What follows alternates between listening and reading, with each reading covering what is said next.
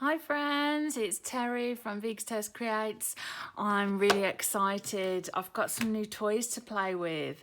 I have been wanting a gel press for ages, and I recently got an Amazon gift card, so I decided to treat myself to a gel press and a brayer.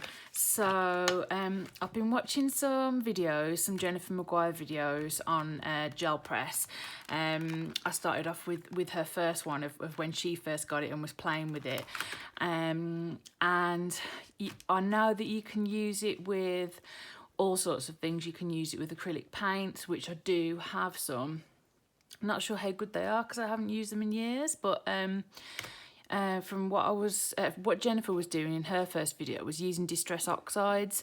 Now I have 3 ink pads, but I also have a number of re-inkers in distress oxide, because I wanted to buy one and they didn't have the pads, they only had the re-inker, and I thought, well, actually it'll be fine to use that because I can just squeeze out a little bit.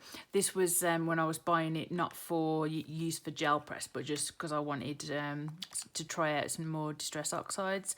So since doing that, I actually find that just squirting a bit out onto my glass mat and using it for ink blending and stuff works fine for me. So, and it also takes up less storage space. So I do actually have quite a few colours really. So I'm just gonna get out and start having a play. I'm so excited. I feel like a little kid. So I think just because for ease, I'm gonna go for these 3 colours first. Bundled Sage, Faded Jeans and Seedless Preserve, just because I've got the pads for them. And so what Jennifer McGuire does, I mean, you can just put it down onto your glass mat, but what she does is puts it onto her stamping platform. So I figure I might as well do the same. I bought the brayer that's the same brand. There's all different types of brayers. There's like soft ones and medium ones and hard ones. This is a hard one. But I figure, well, this is the one that's like goes with the press, so I figured I would just use that. And I've cut myself, I wasn't sure what the best type of cardstock to go for was, so I've started out with some, I've cut myself a few pieces of, this is like recycled 250 GSM, quite smooth cardstock, and I've also got some Nina Classic Crest as well. I've also got a random piece of, I think this is 300G, no, this is like the Bristol Smooth. So I'm just going to play about and just see what happens really. I need to take that back bit of cellophane off as well. Oh, it feels, it's all like squidgy and stuff. It feels really cool. Okay, right. Let's have a play.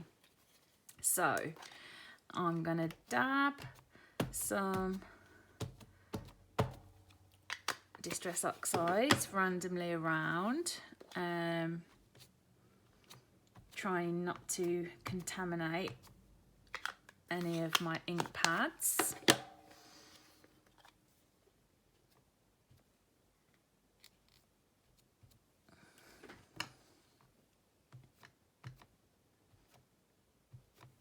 Right, well, there we go, there's some ink on there, so let's have a go. So and just spread this around a bit.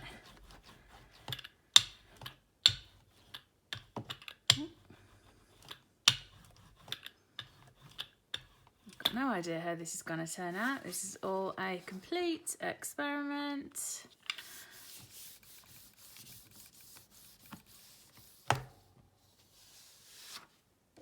Oh, that's pretty cool. Yeah, I like that. Also what she does is cleans off the brayer by spreading it onto another piece of card, like to clean it off. But also you can then use that panel as well. So, and also you can also get another print off here but it's going to be lighter, but then we could use that to layer up more. So this is very exciting. Oh, that's lovely. It's much softer but still really nice colours and nice texture. It's mainly got the seedless preserves in there. So I'm going to give it a wipe over, just with a baby wipe to clean that. Yeah, you can see there's still quite a bit of ink left on it. I think this is pretty clean. So let's now, so there's a lot of seedless preserves on there, so I'm going to try some faded jeans.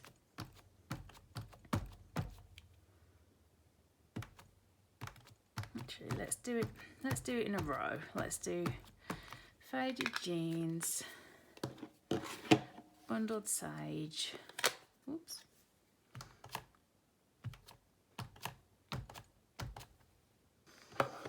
and seedless preserves.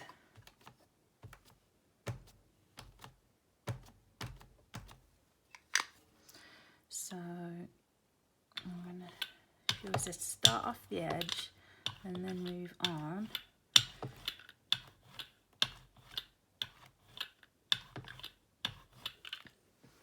Okay, let's get another piece of card. See what that looks like.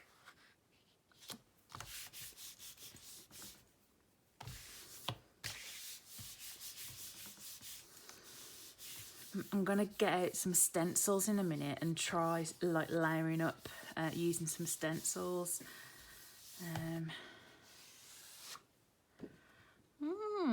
Okay, so these bits I think are because it was a bit wet around here.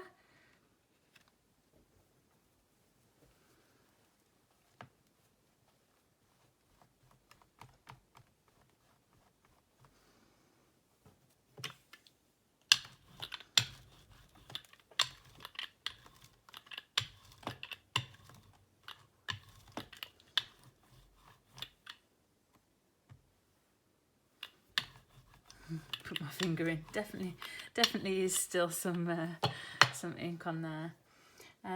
Right, let's try. Yeah, I'm going to colour and use another piece of the sheet of the same stuff.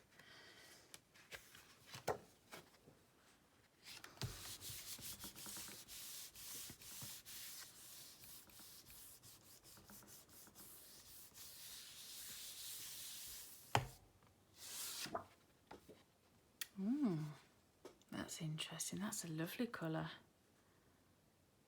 Again, not getting much of the bundled sage in there. It seems like the this one's definitely like a purpley, so that's like the seedless preserves and the faded jeans. I'm going to go over this and see if I can get...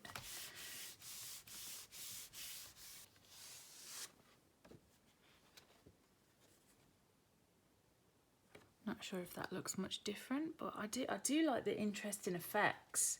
Make sure this is dry because I don't want any wet bits on it, because obviously that's what gave that sort of bubbly effect before, which is fine, it's interesting, but it's just I don't think it's how it's meant to be. Okay, so let's try using some different colours. I'm gonna go for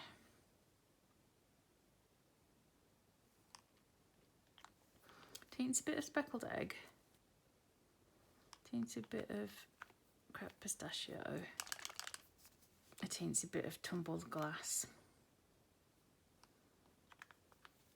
And let's see if that's enough. Actually, let's add a little bit of, oh no. We'll try this and see if that's enough.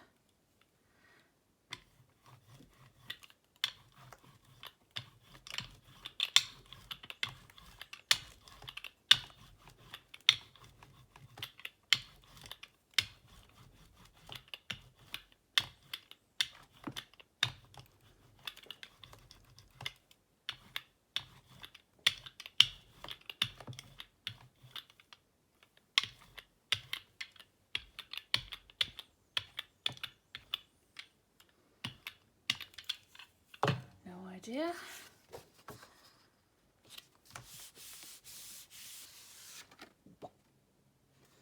Okay, so that's given like a sort of grey.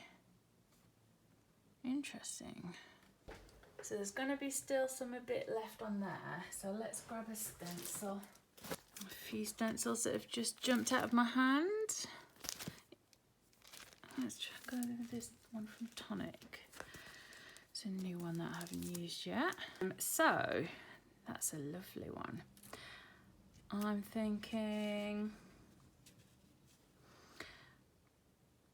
well, there's still going to be some more of this on here. Yeah, there is, look. So I'm going to put some more ink back on there. And then I'm going to lay the stencil on here and then try this pink, this pale pink, and see what it looks like with the grey over the top. Oh, that looks nice. So we've got like the pink background and then this like nice sort of greyish effect. That's lovely. And then if we lift that off there, we can see that there's more of an image there. Let's try popping this one back on here and picking that up with it.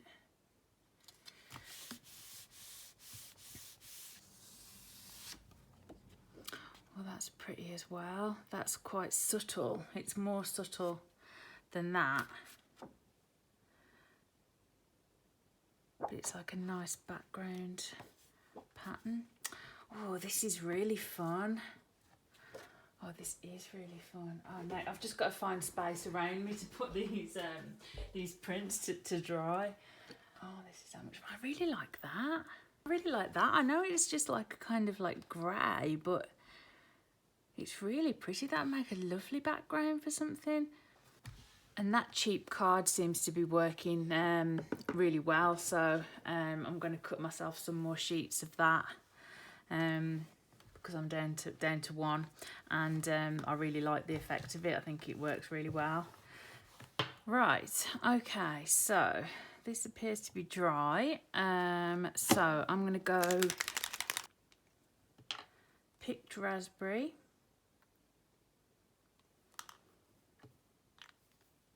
wilted violet, and cracked pistachio.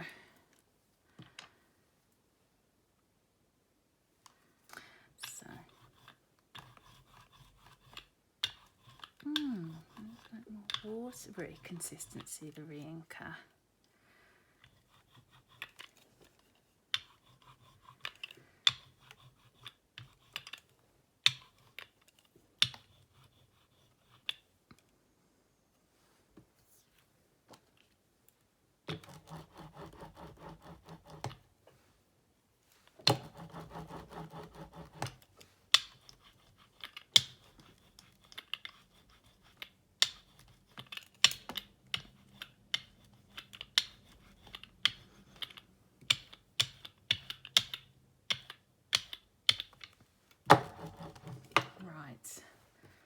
Let's see what this looks like.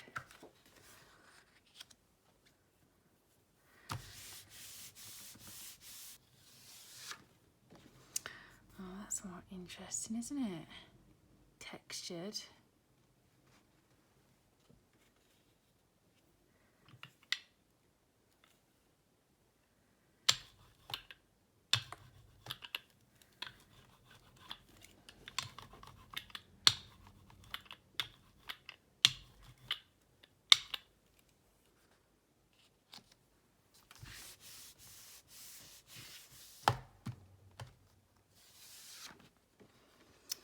Oh, that's gorgeous. Look how soft that is, but so textured.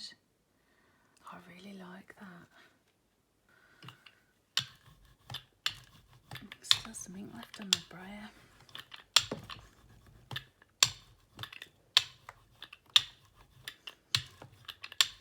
Let's see if we can get a bit of a pale pattern.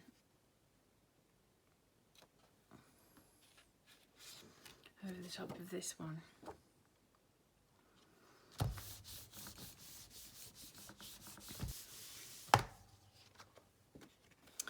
Oh, that looks interesting. Isn't it amazing, just with like a small bit of ink left, that you can get a pattern like that? I'm going to try and see if I can get, if this will go onto another piece.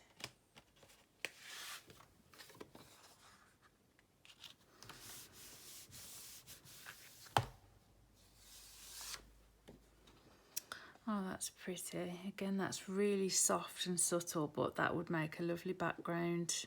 Really like that piece. Oh, it's gorgeous. Right, I'm going to try Faded Jeans and Bundled Sage this time.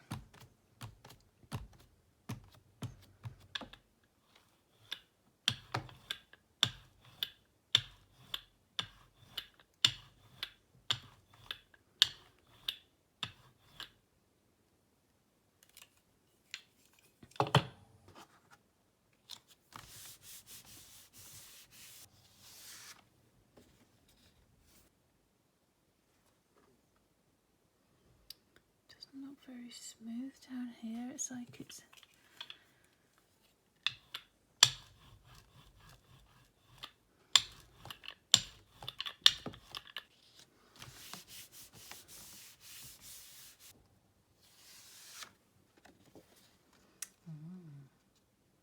That looks nice as well.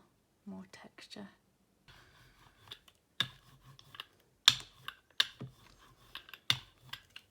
Let's try this alphabet stencil.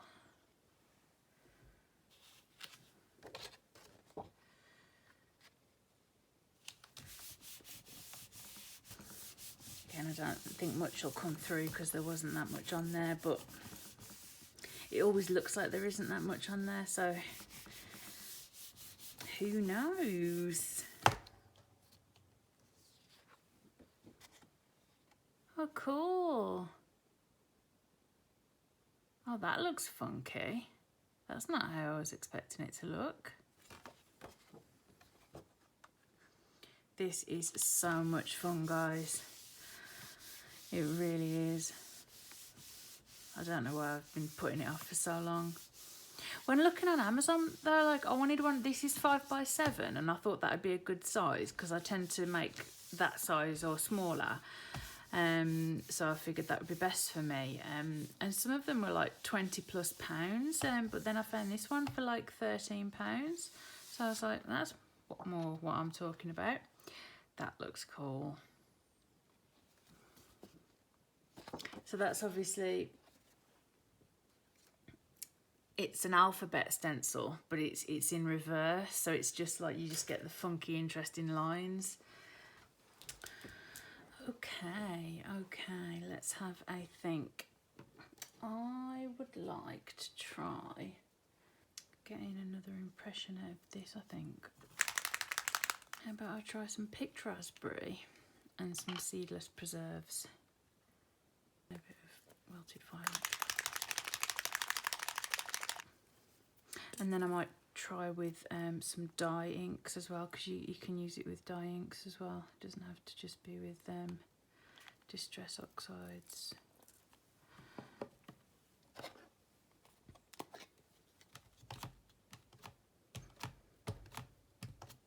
Right.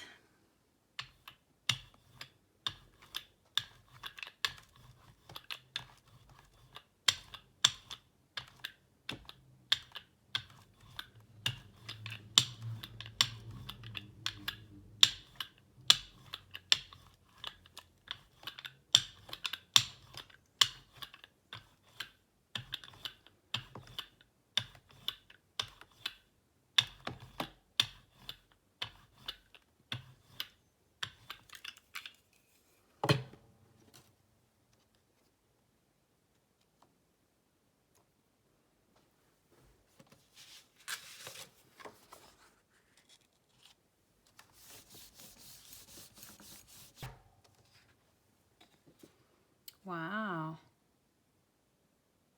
that's pretty.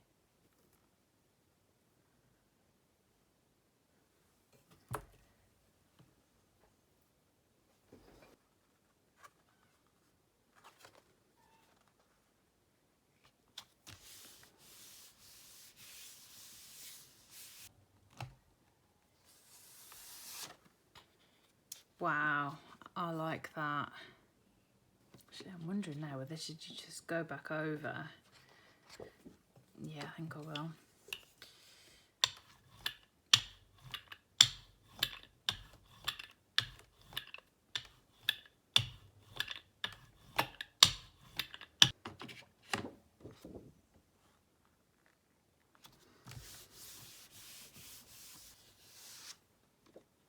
That's nice.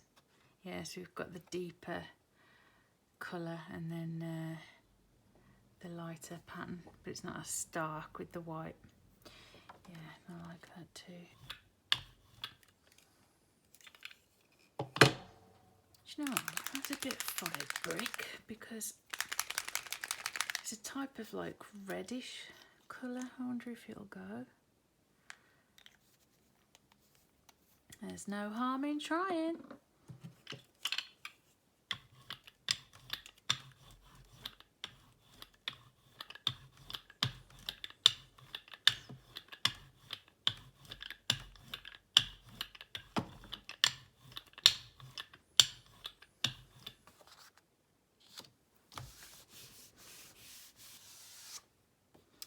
Oh, that's pretty. That's gorgeous.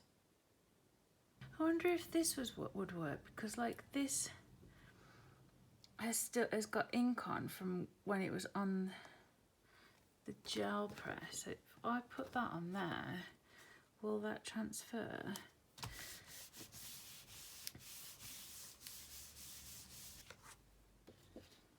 Oh, very faintly. A sort of ghost-like impression.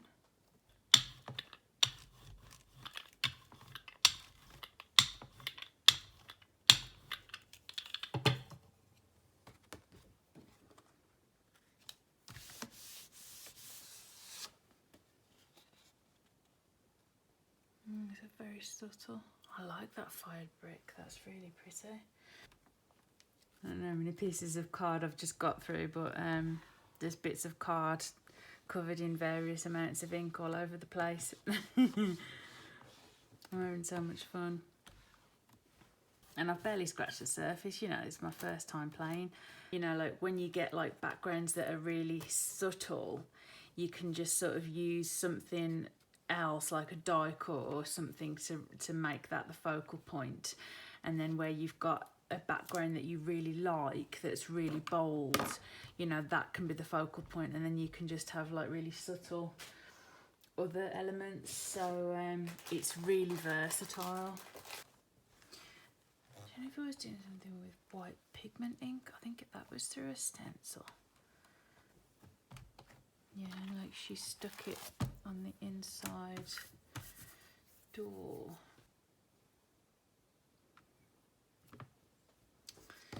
And took that out. I wonder if it's worth me giving that a try.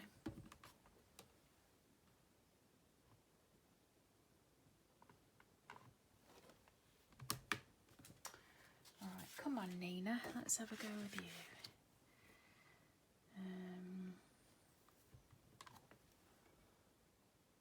Yep. Okay, what am I going to try? What haven't I tried? I've tried all blues. I've tried speckled egg, tumbled glass and faded jeans. Right, so let's have a bash at this.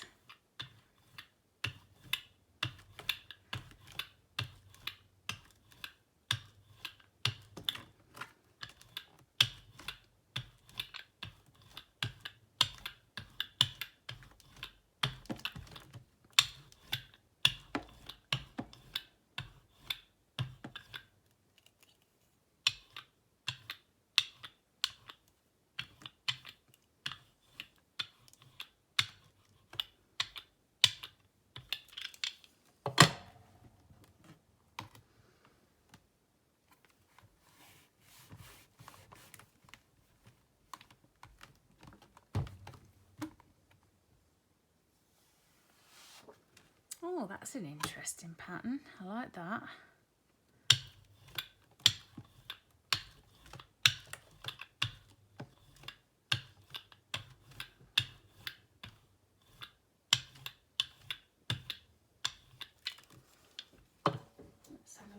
quickly at my other stencils. See if anything jumps out at me.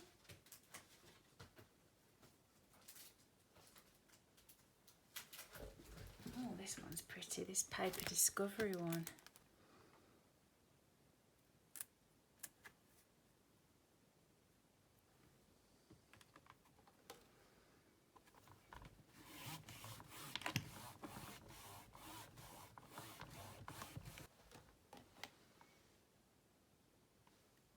It's only gone in certain places.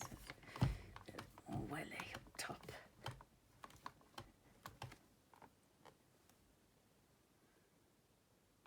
That's really interesting.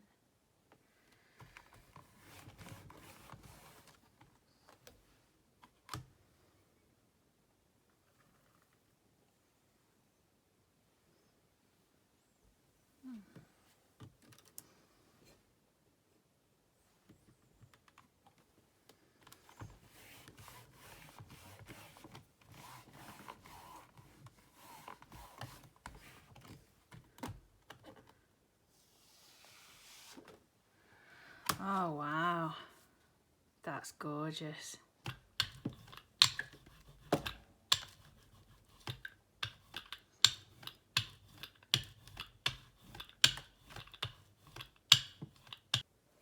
going to try this really pale one that I liked, using the same stencil.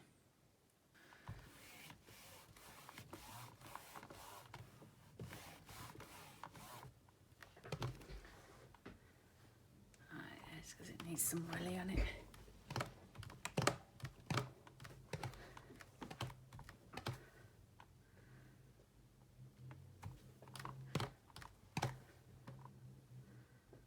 Wow,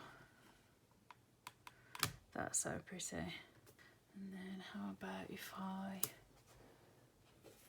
try and see if I can get a bit of this onto this plain one.